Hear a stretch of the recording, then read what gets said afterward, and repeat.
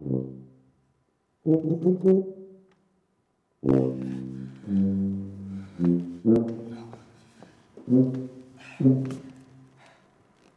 dois faire ça, et puis ça, et puis ça. Si ça se passe pas comme ça...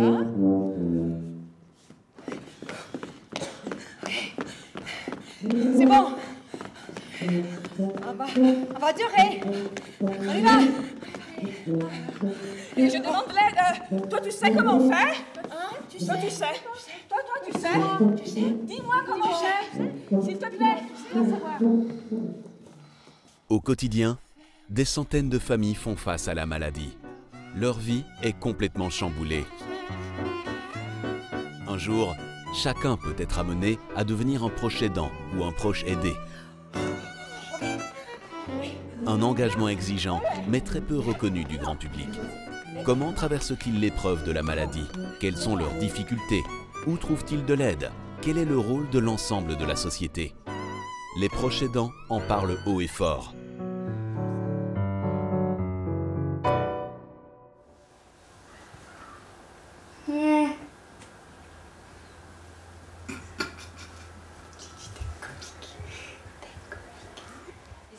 Un an après la naissance de sa fille Elisa, Carole découvre que celle-ci est atteinte du syndrome de Angelman, qui se caractérise par un déficit intellectuel et moteur sévère.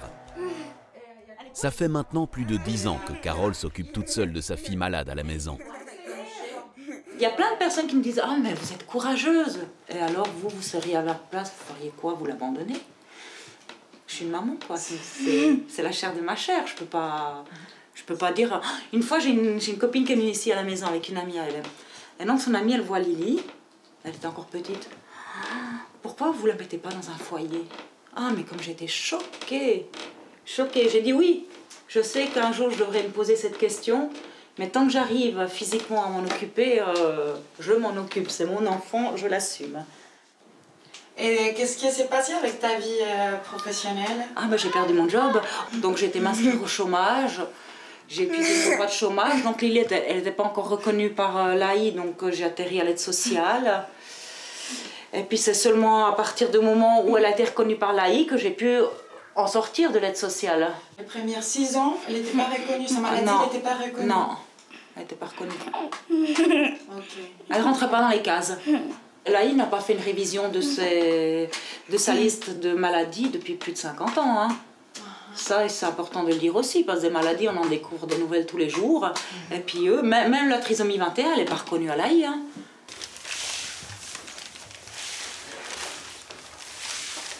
Il y en a Valérie qui vient de temps en temps rendre visite.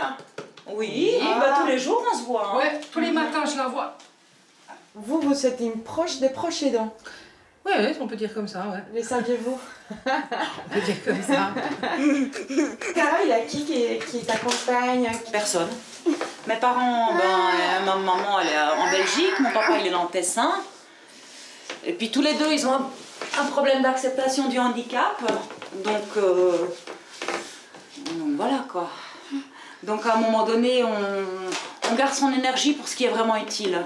Parce que expliquer, non la petite elle parle pas, non elle peut pas te dire bonjour. Ah oui mais elle peut quand même dire non elle parle pas. Donc à un moment donné,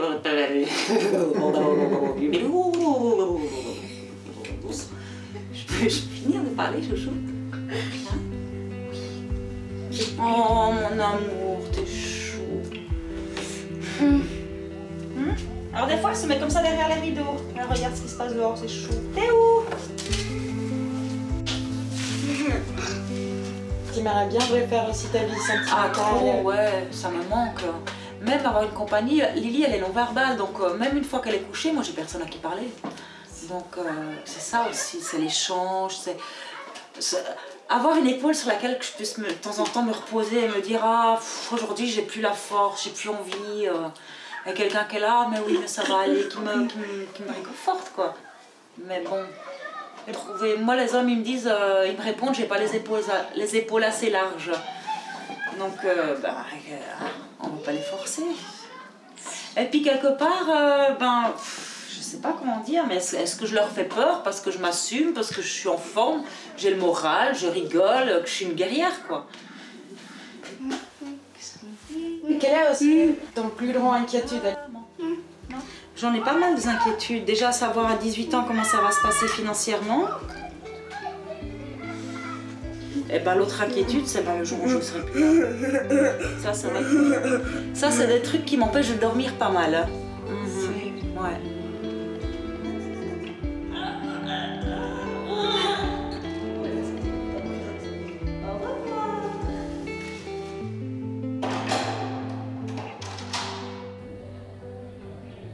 Le proche aidant, c'est une personne qui apporte régulièrement de l'aide à une personne de sa connaissance, donc une personne proche. Ça peut être un parent âgé, ça peut être un enfant, ça peut être un voisin, et qui apporte de l'aide sur une base régulière pour la vie quotidienne.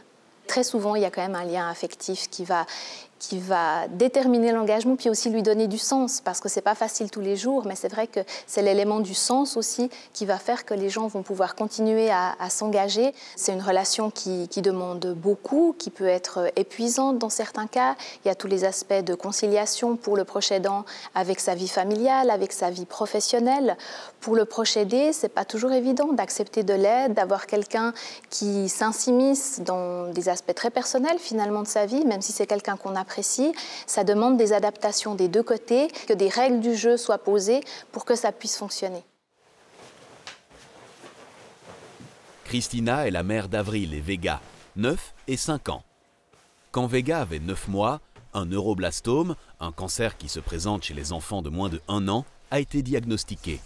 Multiples chimiothérapies, des opérations et des longs séjours à l'hôpital se sont suivis.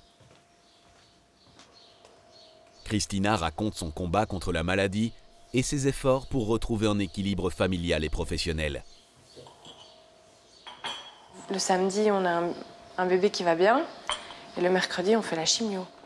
On est catapulté d'une minute à l'autre dans un environnement complètement étranger. On a un bébé d'1 an qui est aux soins intensifs avec des cathéters, des tubes, des machins. C'est un coup de massue qui tombe sur la tête. Il faut appeler les proches à 3 h du matin pour leur dire on est aux urgences, il y a quelque chose qui ne va pas, on ne sait pas quand est-ce qu'on va ressortir, il faut sortir le chien, il faut s'occuper de la grande, il faut appeler les employeurs. Oui, bonjour, il est dimanche matin, je suis désolée de vous embêter, mais je suis aux urgences, je ne sais pas quand je vais sortir, ma fille a une tumeur. Ils ne savent pas ce que c'est, je vous rappelle.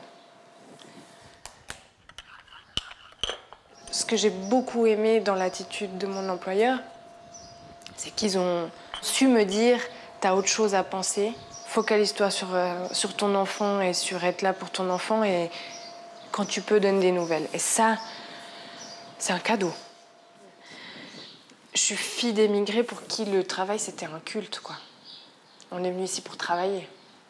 Et on n'est personne si on ne travaille pas. Enfin, il y a quelque chose dans mon éducation, parce que je me suis beaucoup posé la question aussi, de me dire, mais pourquoi aussi cette envie de garder le cap et de garder le travail et de rester au travail et d'être apte pour le travail, mais parce que ça fait partie de moi, profondément, d'être quelqu'un qui travaille. Et j'avais déjà pas laissé mon travail avant quand j'ai eu mes enfants. Et j'avais pas envie de le laisser parce que la maladie, elle était là. Donc c'est un cadeau de pouvoir retrouver son travail. C'est un truc que les employeurs doivent entendre.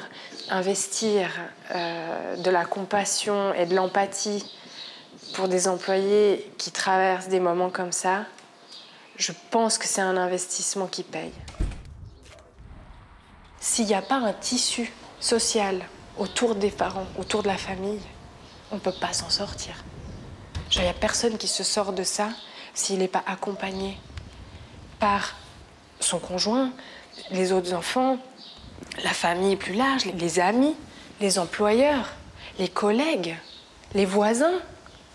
Il y a des parents qui devaient vivre ce qu'on a vécu nous, seuls. Moi, je ne peux même pas imaginer. Il y a des parents qui sont des expats, qui sont dans un environnement où ils n'ont pas de famille, où ils n'ont pas d'amis. Il y a des parents qui avaient peut-être pas de boulot, qui étaient peut-être au chômage, qui ont pas de collègues, de perspective de revenir à un quotidien après. Il n'y a pas de petit rôle. C'est pas parce qu'on se sent pas suffisamment proche pour être au chevet de l'enfant à l'hôpital au moment où il a ses traitements qu'on peut pas déposer une tarte devant la porte.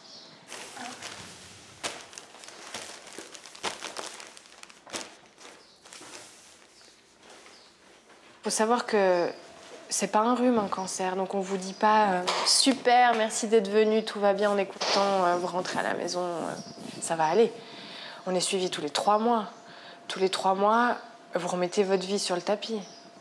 Tous les 3 mois, vous vous dites, est-ce qu'il y a quelque chose qui est revenu? Est-ce qu'il y a un problème? Est-ce qu'on va devoir retourner là?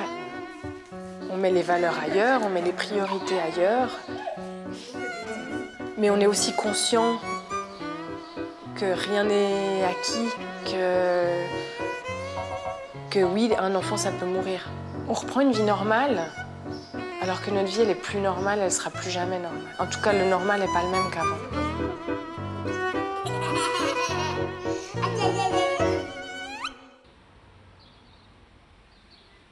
Je suis proche aidant de ma maman, qui depuis 2 ans souffre d'un cancer très rare. Nous sommes 3 filles, nous sommes toutes en Europe. Notre papa est décédé, donc au Cameroun, elle se retrouvait un peu seule.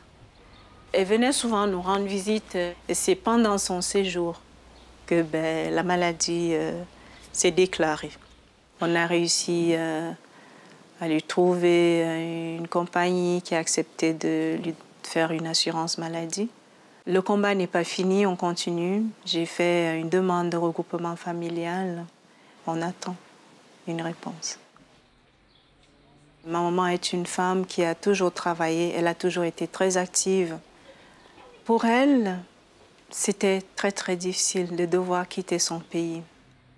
Sur le plan culturel, c'est pas la même chose. Par exemple, au CHUV, quand peut-être une aide-soignante voulait l'aider à faire sa toilette, ce genre de choses. Nous, on est des personnes très pudiques, donc elle n'acceptait pas qu'une personne étrangère puisse découvrir, même toucher à son intimité, même si c'était pour l'aider. Il m'est arrivé d'avoir des moments de découragement, des moments de grande fatigue où j'avais l'impression qu'on ne va jamais y arriver, surtout aussi lors des traitements où je voyais qu'elle n'était pas bien moralement, qu'elle était hyper fatiguée. Il m'est arrivé de pleurer aussi beaucoup, mais pas devant elle. Quand j'allais la voir à l'hôpital, je prenais sur moi. Mais une fois rentrée à la maison, je m'écroulais. Je pleurais énormément. Pour accompagner quelqu'un, il faut déjà être bien soi-même. Et puis, si on a quelque part où on peut aller, soit seulement parler pour se changer les idées, ou bien seulement avoir une information qui puisse nous aider pour telle ou telle démarche, ça serait déjà un plus. Pour aider les proches aidants à faire face à une réalité souvent difficile, plusieurs institutions ont mis en place des programmes de soutien.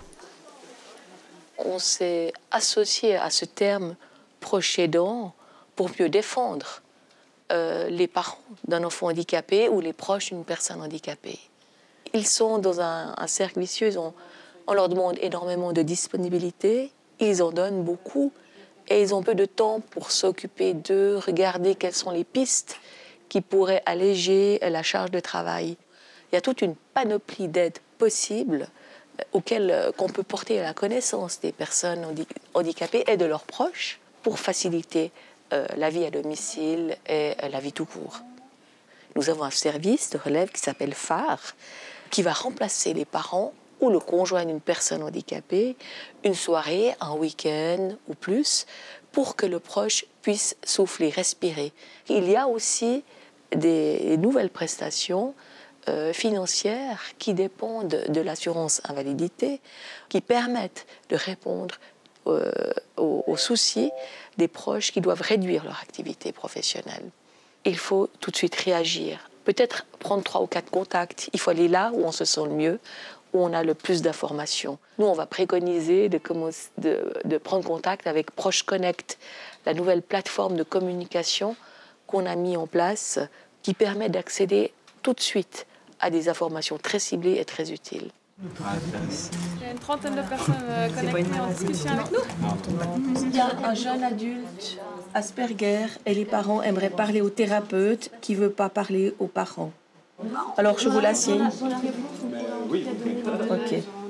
Le travail sur le site Proche Connect, c'est d'offrir en un moment ciblé des possibilités de réponse au plus grand nombre de personnes qui se connectent sur Internet pendant ce moment donné, dans le domaine de la santé, dans le domaine thérapeutique au sens large, dans le domaine aussi de l'hébergement, dans le domaine des traitements ambulatoires, comment je représente mon proche, comment je peux défendre ses intérêts, ou parfois, on l'a vu, comment je peux donner mon avis alors qu'on ne veut pas le prendre. Tout le travail qui est là sera retravaillé sous forme de FAQ et sera publié sur le site Proche Connect. Je pense qu'il faut se remettre patience avec la connexion.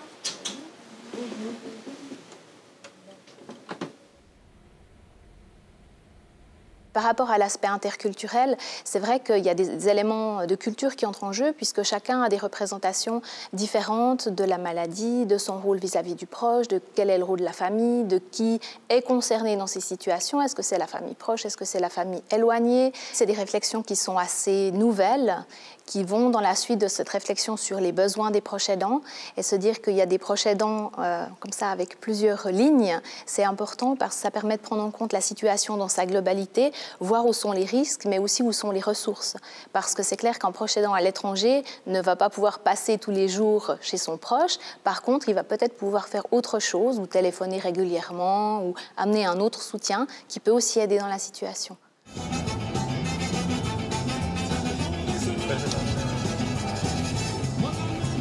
Cuando me levanto, con las ganas de ir a trabajar, por la noche estoy observando, veo gente de mis alrededor. Venidas pues circulando, más fuera de mi ciudad, donde está trabajando, su vestido no tiene así para nada. ¿Aló? Hola, la señorita. Hola, el señorito, ¿dónde andaba perdido? Perdido vagabundeando. Lo vio el nefrólogo, que ha mejorado bastante, pues sí, que ha mejorado la función renal. Nos pusieron cita para dentro de 4 meses. Mamita, mire, yo no le he podido mandar este mes, no le he mandado la plata, yo mañana, hasta ahorita la saco y se la mando. ¿Yo, mamá? Tranquilo, no se preocupe. Nos Chao. hablamos mañana, abuelito. Sí, mamita. Chao. Chao.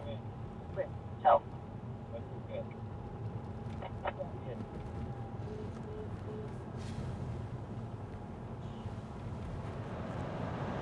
C'est dur d'être ici, loin de eux en fait, loin de ma mère, pour la soutenir, loin de mon père. Mais il y a des professionnels qui s'occupent de lui. Il est dans un centre spécialisé pour la maladie d'Alzheimer et pour la démence sénile. Il est bien soigné, il est tranquille, il va bien. Je me sens coupable de les avoir abandonnés dans les moments de la vie dans lesquels ils ont besoin de ces enfants.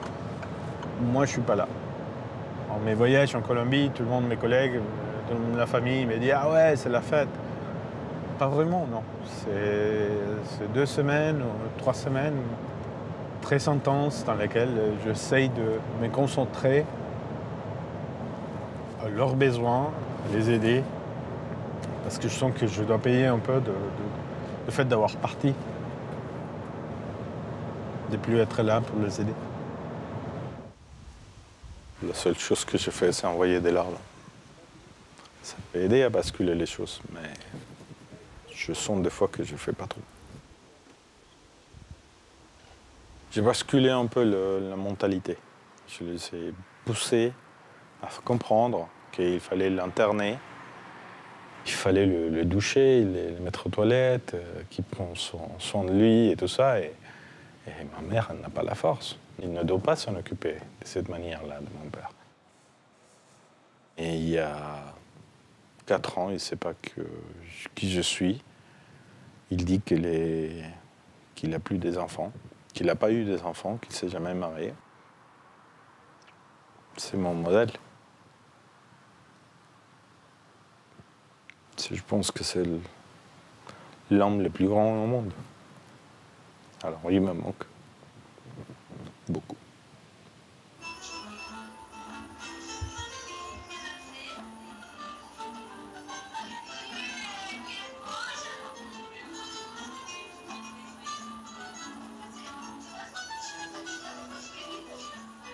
On sait que actuellement, la moitié des proches aidants seront épuisés à un moment donné au cours de la relation d'aide et qu'un tiers d'entre eux demandent de l'aide alors qu'ils sont déjà épuisés. La personne peut devenir irritable, peut être tout le temps fatiguée, être tout le temps malade, avoir un système immunitaire qui baisse, ne pas arriver à se ressourcer même quand elle en a la possibilité, un sentiment d'angoisse très fort, de culpabilité très souvent. Et ça, c'est vraiment des signes dont il faut tenir compte pour réussir à demander de l'aide.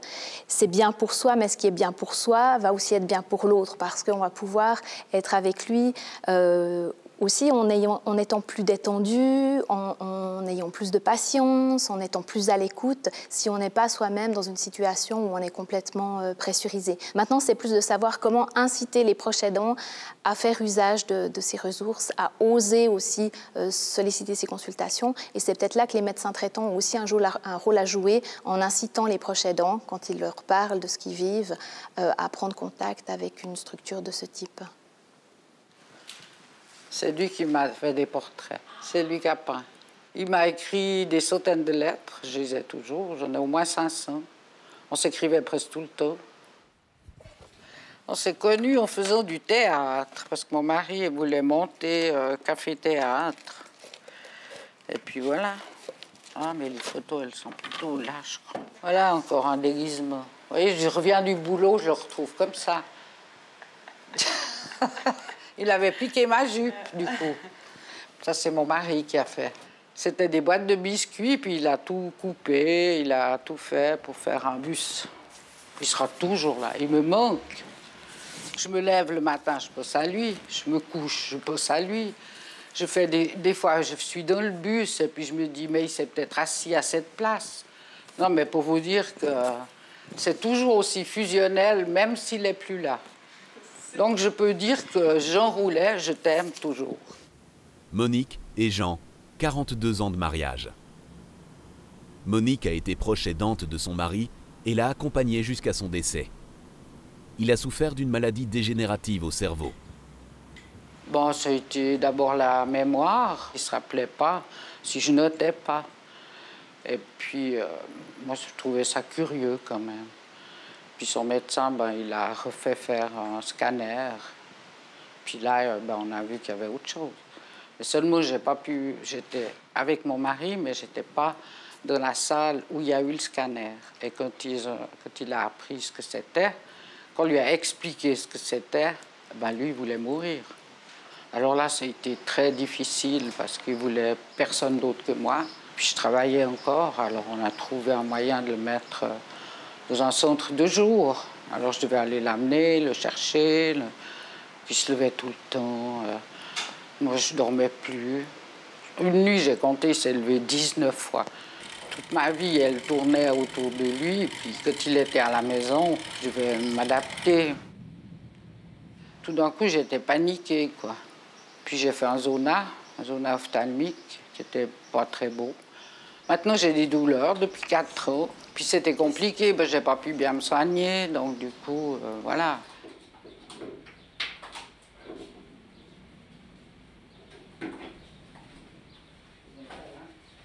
Donc j'ai pris contact avec les proches aidants pour le chemin du deuil. Parce que le deuil, c'est affreux pour moi. Après la mort de son mari, et pour faire le chemin du deuil, Monique a cherché l'aide auprès d'Espace Proche, un centre d'information et de soutien pour les proches aidants. Quand mon mari était en EMS, j'ai vu un papillon marqué Espace Proche. Puis à ce moment-là, je me suis demandé, j'ai demandé aux aides-soignants si j'étais une proche aidante. Et puis on m'a répondu, oui, bien sûr, même à l'EMS, vous êtes là tous les jours, vous vous occupez de votre mari, vous êtes proche aidante et vous avez été proche aidante. Beaucoup de proches aidants ne se reconnaissent pas, n'ont pas conscience qu'ils sont proches aidants. Il faut aborder ce problème sous diverses facettes.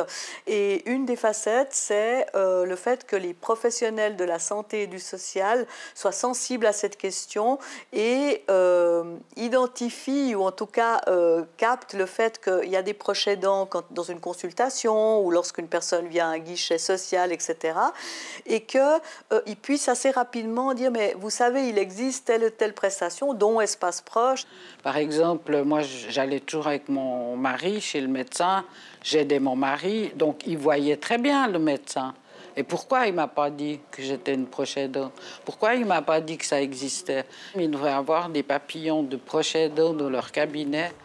Il y a énormément à gagner à soutenir les proches parce qu'on sait déjà, et beaucoup d'études le montrent, que sans ces proches aidants, eh bien, il y a beaucoup de personnes qui ne pourraient pas rester à domicile ou alors qui auraient besoin d'un soutien professionnel très, très étayé, très concret. Donc si on n'avait pas les proches aidants, eh bien, il y aurait des coûts en tant que ressources humaines mais aussi financières très importants. Le Conseil fédéral va travailler sur ces questions-là, notamment la reconnaissance d'un statut qui peut ensuite donner droit à des droits, par exemple à être reconnu par l'assurance perte de gain pour les proches qui travaillent, puis pouvoir avoir droit à des congés rémunérés pour s'occuper d'un proche, ce qui n'est pas le cas aujourd'hui. Le proche en est réduit à se faire un certificat médical pour lui-même pour pouvoir prendre du temps. C'est à bien plaire des employeurs. Il y a des employeurs qui sont bienveillants puis qui aménagent le temps, mais pas tous. Donc il y a tout un travail à faire au niveau du statut et de la reconnaissance de ce statut et des droits qui pourraient aller avec. Il faut faire attention au revers de la médaille qui est la précarisation de la santé des proches. Proches aidants, oui, mais accompagnés et soutenus et dans de bonnes conditions. C'est ça qu'on oublie, c'est qu'on existe, mais on ne pense pas à ça quand on est proche aidant. On n'existe pas. On ne pense pas qu'on existe, on ne pense pas qu'on a une vie du tout.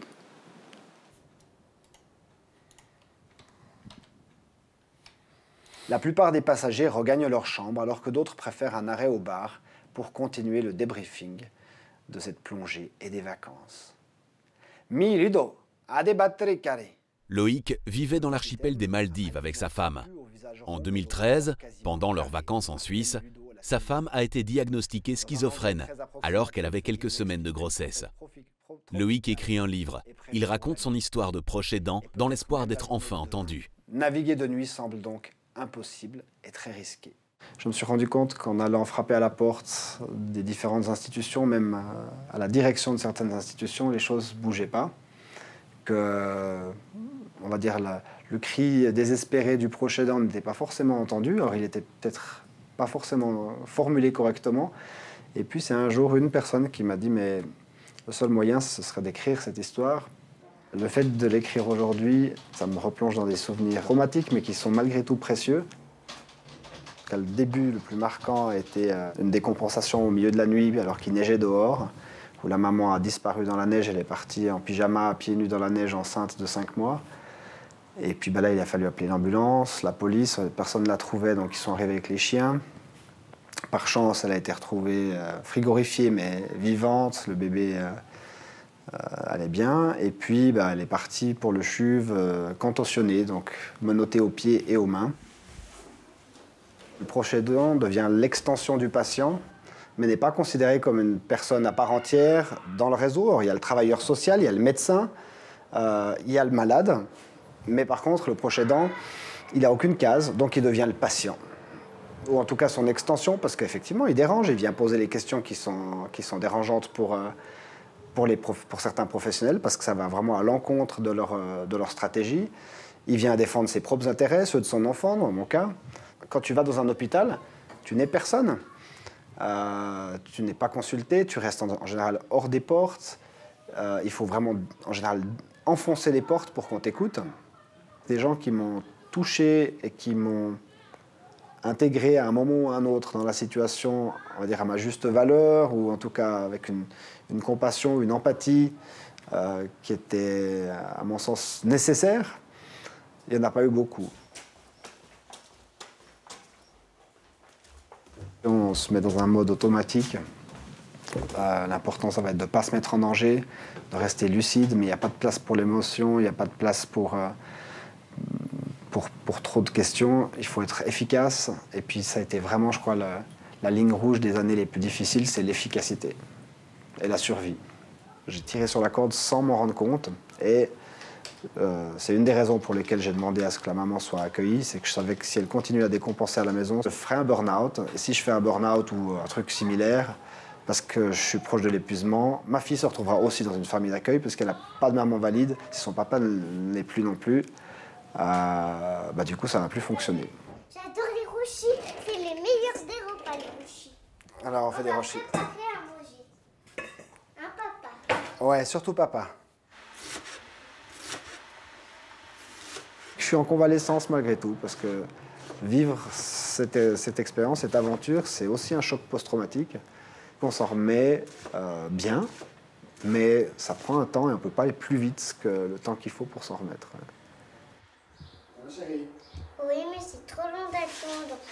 Il y avait une demande AI qui avait été formulée à l'époque. Elle a été refusée puisque la maman venant des Maldives n'avait pas cumulé 36 mois d'AVS.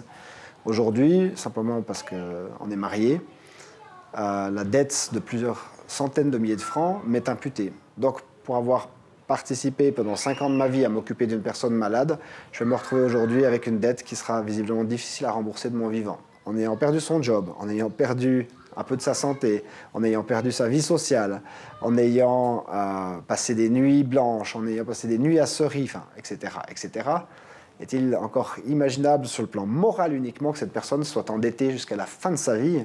Parce qu'aujourd'hui, aucune loi ne protège les proches aidants. Ça, pour moi, c'est une question de société. Et puis, je crois que malheureusement, ça n'intéresse pas grand monde tant que les gens ne sont pas directement touchés.